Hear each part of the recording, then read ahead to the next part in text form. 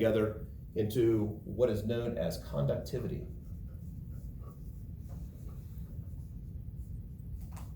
And the symbol for conductivity is a lowercase sigma.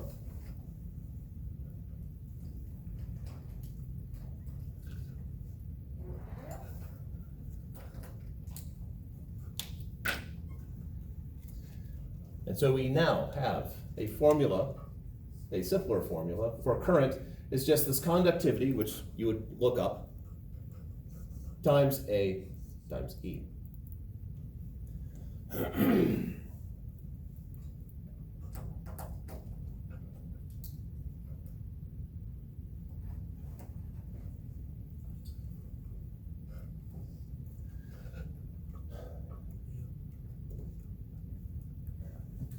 Sure I'm doing this in the right place? Okay.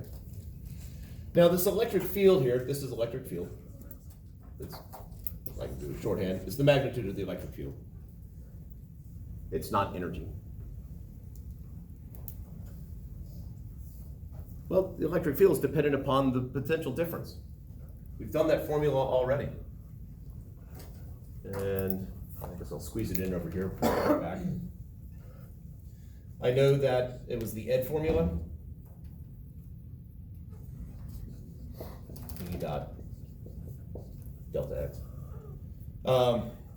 Or if we make it, we'll be a little fast and loose with the signs here, we basically have the voltage is equal to E times L. We'll make it the L formula now. So the electric field strength is the voltage divided by whatever the length of the wire is.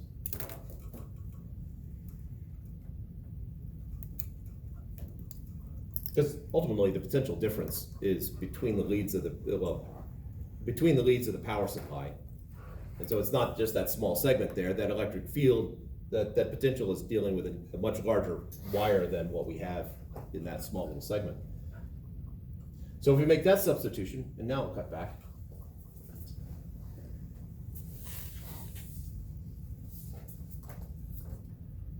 We have that the current is equal to the conductivity times the cross-sectional area of the wire times the voltage over the length.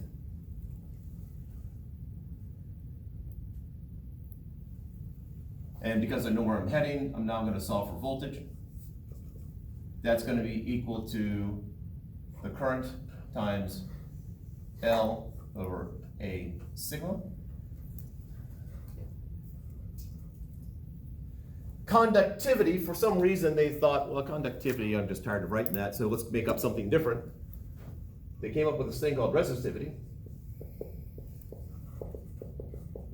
The symbol is rho, and that's just the reciprocal of conductivity.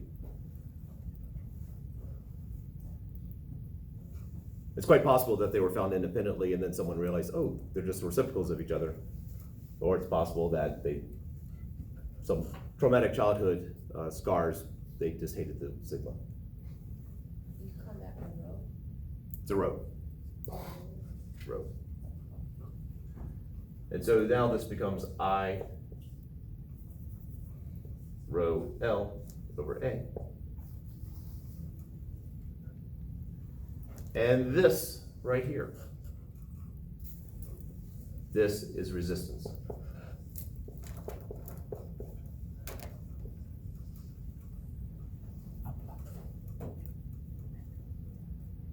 The resistance depends upon how long the wire is, the cross-sectional area of the wire, and this material-specific constant that you would either look up or find experimentally.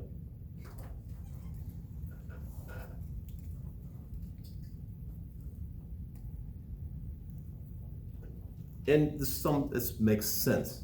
One, it does depend upon the material. Some materials conduct better than others. The length. Remember the scenario of there's a fire in the room and you have to get out quickly. Well, the longer the room is, the more apt you are to run into things. You know, in a material, you have atoms throughout the whole thing. So if we double the size of the room, we're doubling the number of tables that you'd run into. And so the more things there are to run into, the more apt you are to run into something. So the bigger the length, the bigger the resistance. And as cross-sectional area goes, if we made the room narrow,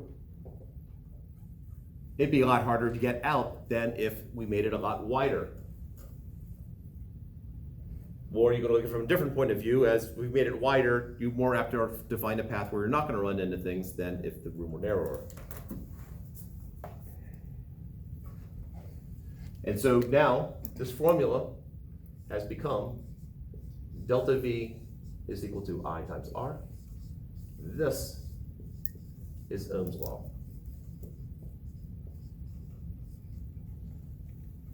Now, one of the reasons I went through the derivation is not so that you can regurgitate it, but again, it's just so that you see it comes from somewhere. We have really had only one physics formula so far this semester. Everything else is definitions and derivations.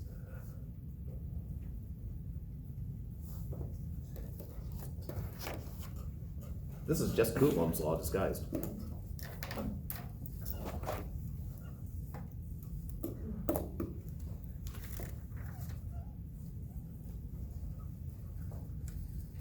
Actually, we can do a quick example here.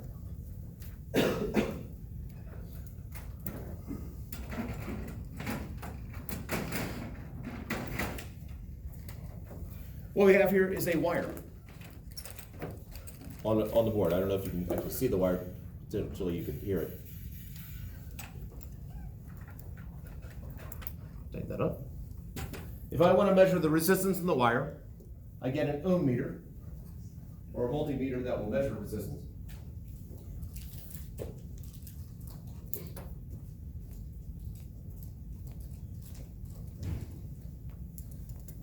Actually, let's talk about units here before I jump into that. Any questions on this before I erase?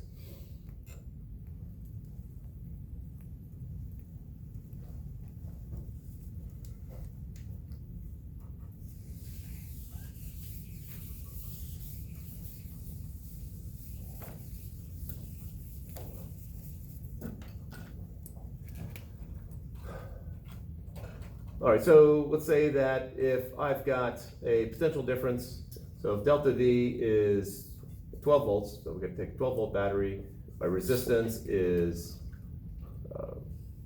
6, actually that's where I'm heading, and I measure that I have a current of 3 amperes, what must be the resistance?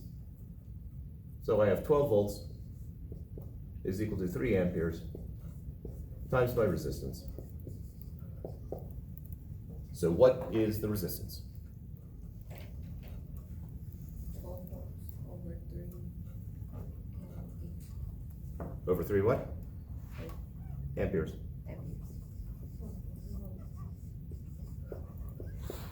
So that's 4 volts per ampere. Which of course is too much for physicists to write. So they made up a unit.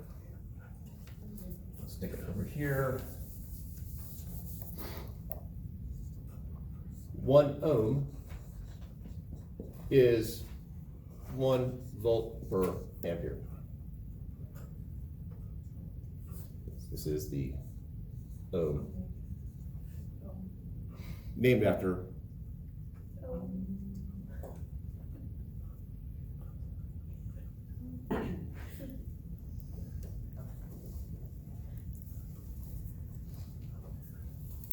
Now, if I have, this is just a little side note, I've probably done this before, but you get it again.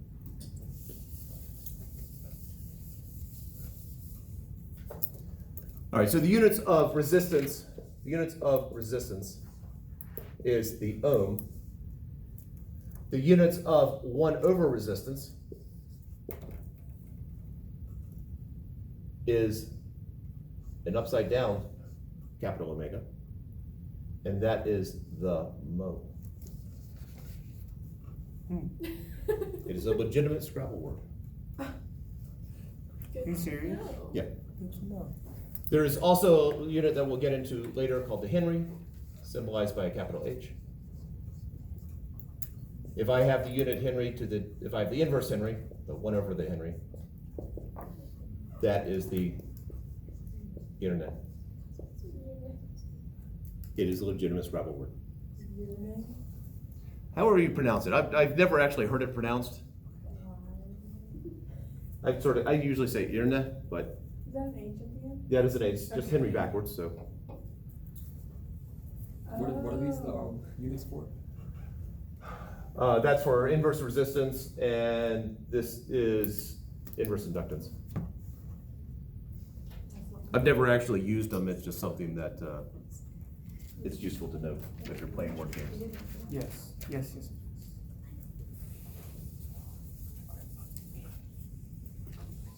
Oh, that's right. Thumbs long. All right, so I take my multimeter here, and since the capital omega is the symbol for resistance, we put it right there, onto resistance. Now, right now, it should say O or 0, that's probably an O dot L, which stands for overload, which means that the resistance is much larger than this thing can measure, which is not surprising because the leads aren't touching. If I touch the leads together, the resistance should drop down to close to 0, if not 0. Hopefully it would be 0. Hoping that you can see this. I guess, Ben, you're the farthest away. And if you don't want, Diamond, can you see it? I have a lot of typing. Can someone see it? Oh, All right, we got some people seeing it. Ben, you're good? You're still having trouble? Yeah. Okay. Oops. It keeps fluctuating all over the place because I can't keep good contact there. There you go, that's what I want you to see. Or not, come on, settle down. All right, so while still showing 0, 0. So what I want to do is I want to figure out how much resistance is in this wire here. Now, if you just noticed then it was fluctuating all over the place, at least when I was looking at it, it was fluctuating. And so just holding it onto the wire like that is not necessarily the best way of doing it. So we want to be able to clip it. Unfortunately, we have these wires here. Now, these wires themselves will have resistance involved in them, so whenever you're doing resistance experiments, you want to do several of them and then do a plot properly so that any sort of inherent resistance just becomes the intercept. But we're going to ignore that for right now.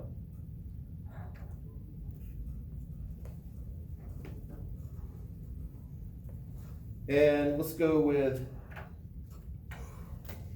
roughly 40 centimeters of wire.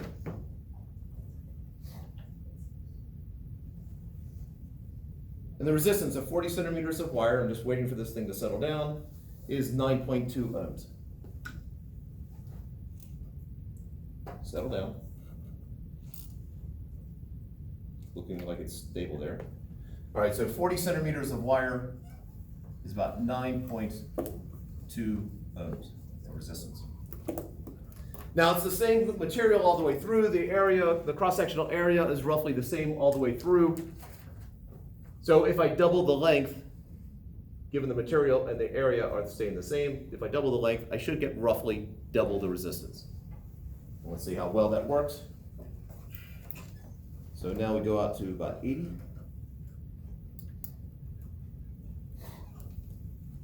And it will eventually come out with something that hopefully is close to it. And we're getting 18.1. 18.2. That's even better. So 80 centimeters, roughly 18 point.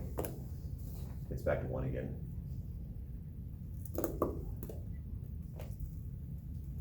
It is roughly double. And I'm pretty sure we're gonna have time to do this lab. For this particular one, you'll eventually, what you'll do is you'll calculate the resistivity and then try to determine what the material is. And then we have other things where you actually know they tell you it's copper, and you also just figure out what the resistivity of copper is. And as always, for an experiment that almost comes out right, we're rejoicing, because it's physics. Questions to hear?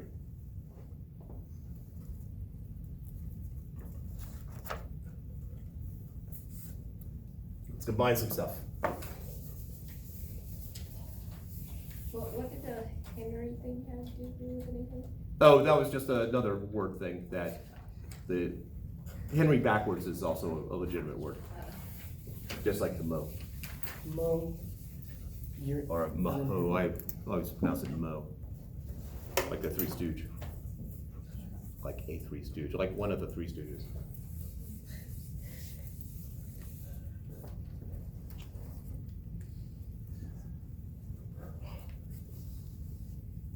When did you clean the board? Pardon? When did you clean the board?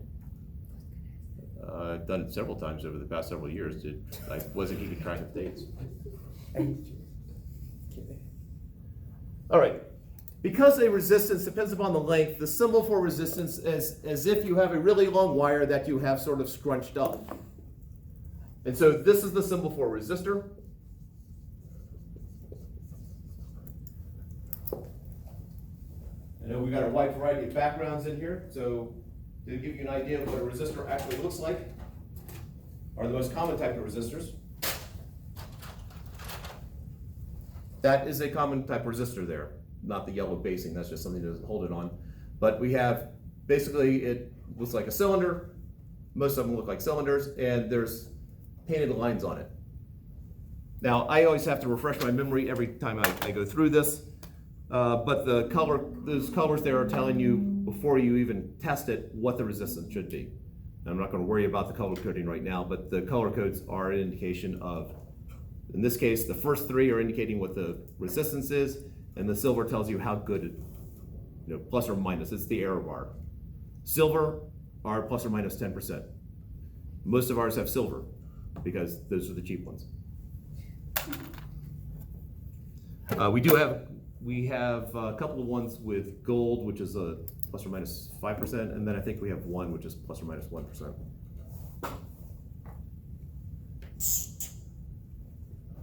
So this symbolizes a bunch of wires. So actually, if you cut one of those open, ideally, from what I've read, I haven't cut one open, it's just basically a really skinny wire. So you have a small A, really skinny wire that's just wrapped around the core. It has to be insulated so that current will actually go through the wire, not across it. So let's take a 12-volt battery here and a 3-ohm resistor.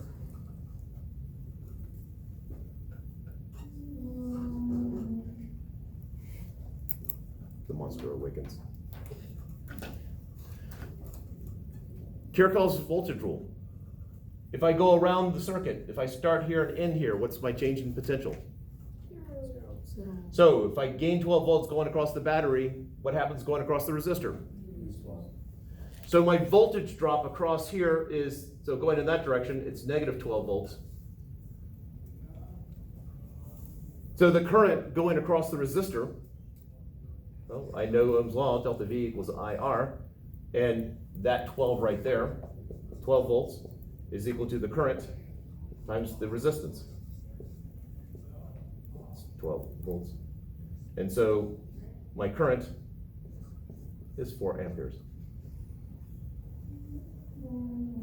Or 4 volts per ohm if you would that also be legitimate.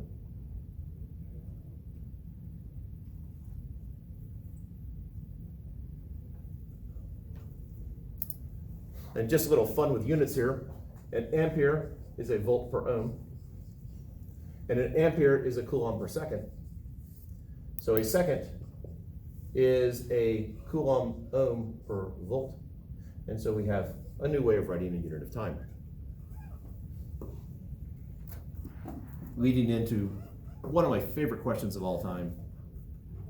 Which of the following are units of time? It's a multiple choice question.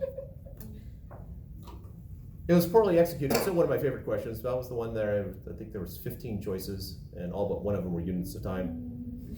And I wasn't thinking of, well, for someone who hasn't gone through this, it's at least 5 minutes each.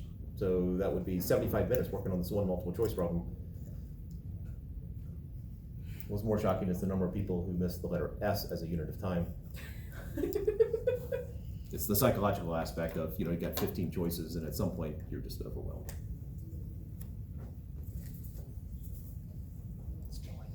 Anyway, so our basic first circuit analysis right there. A lot of circuit analysis, you get the setup like this, and the question is, what's the current flowing through a wire? Done. It, of course, will get more complicated. So you not need to take the negative sign down when you do the math?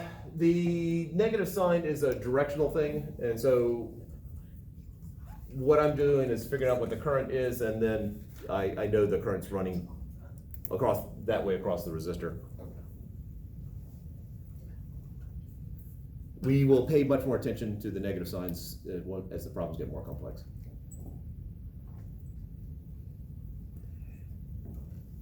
Technically, the way we would do this, actually, let's do it that way. I know that I have some current flowing across this resistor, and I know it's actually going in that direction. So what I would do is I know that the change in voltage over a loop is 0. And so I pick a point and I just start. I'm going one direction or the other. So if I go to the start out going to the left, I go across the battery. I'm going from the negative to positive, so I gain. So that would be 12 volts. I keep cruising around. I'm now going across the resistor. I know that when I go in the direction of current, I'm going to lose across the resistor. I'm going to lose voltage, so it's minus the current times the resistance, and solve for I. And then tack on the units. This type of thing right here is what we're going to do as the circuits get more complex.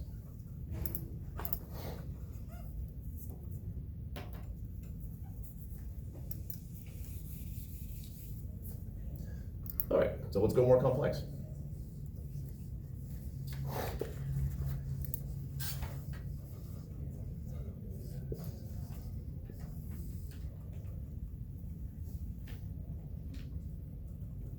I know these are in series.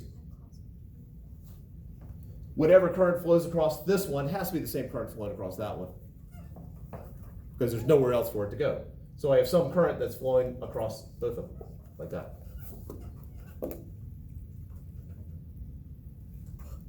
I know that the current is going to go in let's do the voltage loop. I start in some location here. And I'm going to take my voltage loop around like that to end up back where I started. Let's make this a 12-volt battery. So, I start going across the battery. I'm going from the negative side to the positive side, so I gain, so that's positive 12. I'm going across the resistor in the direction of current, so I'm going to lose, so that's minus 3 times the current. Then I go across this one, minus 4 times the current. And then I end up back where I started.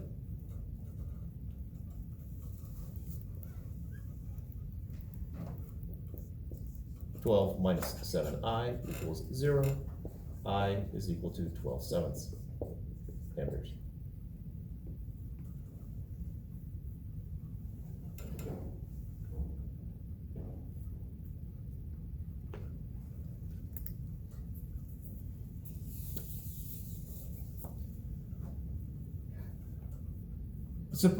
Jimmy's. What's the unit symbol next to the 4? Is that a? That's an ohm. That's a capital omega. It's supposed to be.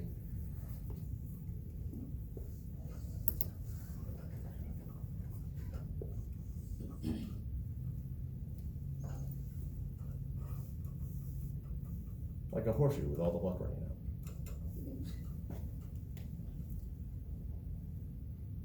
Any other questions? All right, so now suppose I want to, instead of having these two resistors here, I want to replace it with a single resistor to get the same current.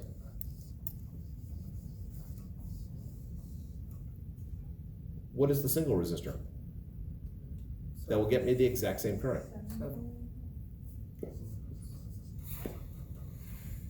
Therefore, if I have resistors in series, how would I get the equivalent resistance? Add them. Yes, just like capacitors in parallel. Notice it's sort of the opposite. So the equivalent resistance series is just the sum of the resistances. Contrast it with equivalent capacitance parallel is the sum of the capacitances.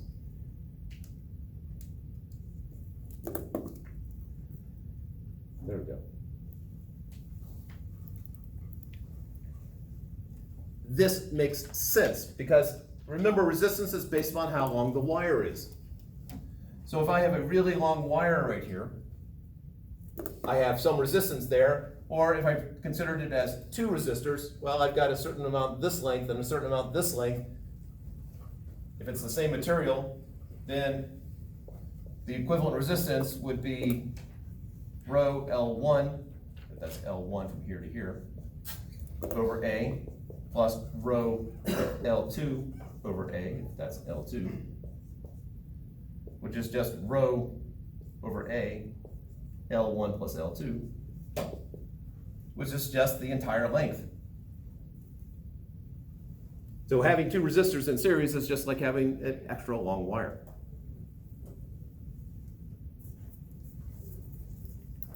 Questions to hear before we deal with parallel?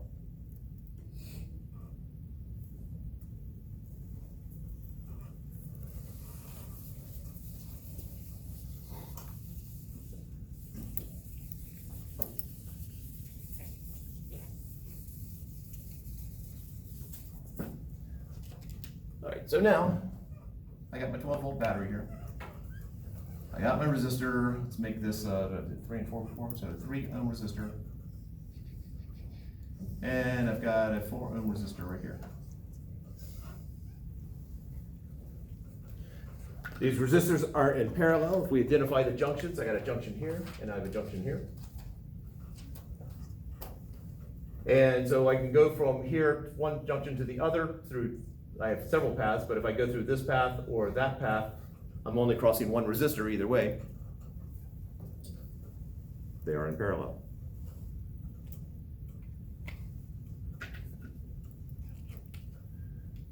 Now let's do a voltage loop.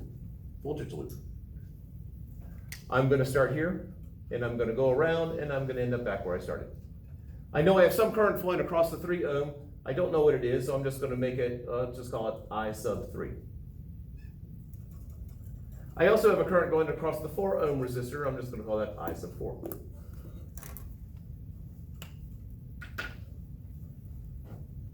So when I go across my battery here from the negative side to the positive side, what is my change in potential? 0. Wait, say what now? When I'm going from here to here, what's my change in potential? 12. No. Do the whole thing. 12 volts. Yeah, all right. So I have 12 volts. Then I keep cruising around. I'm going to take this path right here. I'm going across this resistor in the direction of my current. I'm going to have to lose the voltage because I need to get back to 0 again. So minus 3 times I3 equals 0. I could have taken the other path though. So if I started here, I could have gone over and then I could have taken the top path. So I'd have 12 minus 4I4 equals 0.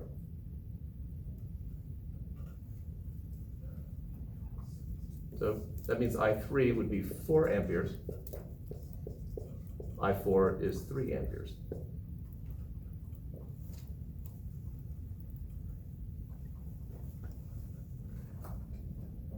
Most of the current went the path of least resistance. It's not all going that way. So the current flowing out of the battery,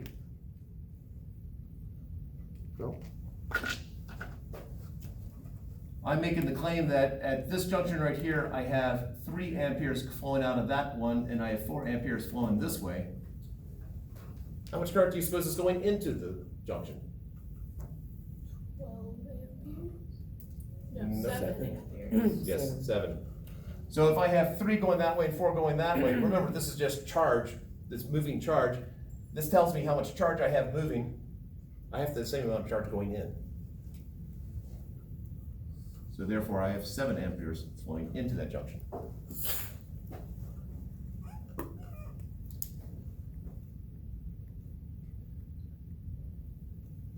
So if I wanted to do an equivalent resistance here, where I have the same current flowing out of the battery,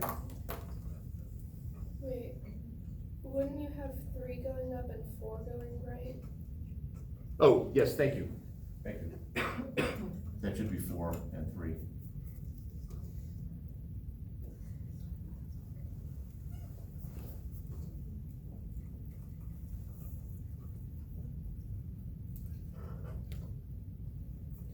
So if I have 7 amperes coming out of my battery here, what is my equivalent resistance?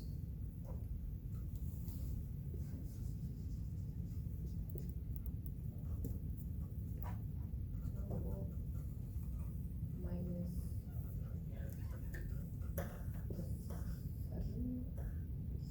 7 times whatever the resistance is. And it is equal to 0, it is an equation. So we do need it equal to something. And so my equivalent resistance is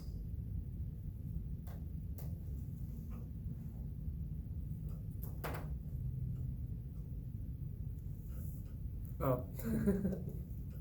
12 7. yes. Yeah, Oh, Yeah, so 1 point.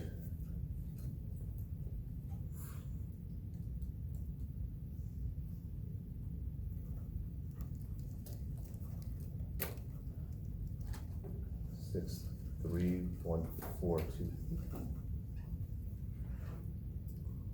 too close. tiring day. What is it? It is 1.71428.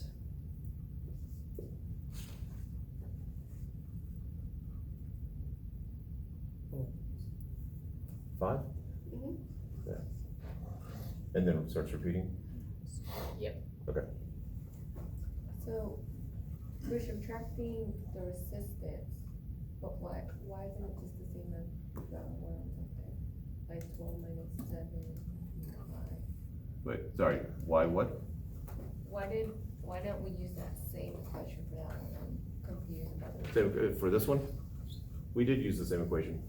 We have an unknown resistor here, the equivalent resistance. I'm saying I want the equivalent, so we have the 7 ampere current. We start here, we go across the battery, so that's the 12, positive 12. We go across the resistor in the direction of current, so it's minus, and this is I times R, which is the voltage change. Oh, that's what I was looking for, the I. Yeah, okay, in the first case, we didn't know I, in the second case, we do know I. Oh.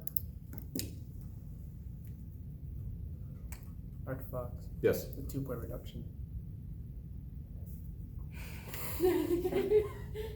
That would be 3. 3 point. There you